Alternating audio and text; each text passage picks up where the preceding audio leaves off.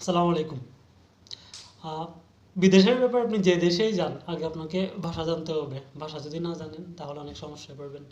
আপনি যে দেশেই যান, আপনি মিডল ইস্টে যান, ইউরোপে যান, আমেরিকাতে যান বা অন্যান্য কোনো দেশে যান, সর্বপ্রথম আপনাকে ইংরেজি জানতেই হবে। দেখেন মিডল ইস্টে যদি কথাই বলেন, এখানে আমরা দুবাইতে আছি, তো দুবাই মানে আরব আমিরাতে আছে। আরব আমিরাতে আপনার মোর দেন না হলেও অলমোস্ট 200 কান্ট্রিজ পিপল এখানে আসলে বসবাস করি আমরা।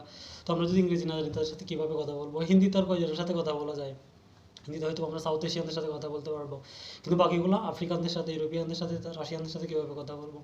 তো সেজন্য আমাদেরকে সর্বপ্রথম যে কোনো দেশে যাই না কেন, আমাদেরকে অবশ্যই অবশ্যই বেসিক ইংরেজিগুলো জানতেই হবে। তো বেসিক ইংরেজি না জেনে আসলে কোথাও যাবেন না।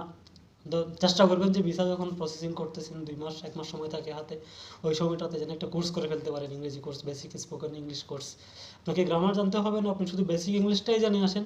High hello how are you এগুলোই জেনে আসেন, টুকটাক কয়েকটা ইংলিশ।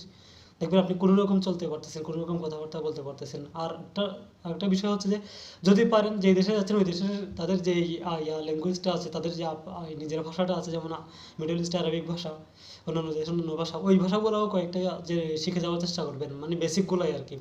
ইংরেজিটা তো শিখে যাবেন, তারপরে বেসিকটাও শিখে যাবেন ওই দেশের নিজস্ব ভাষাটা।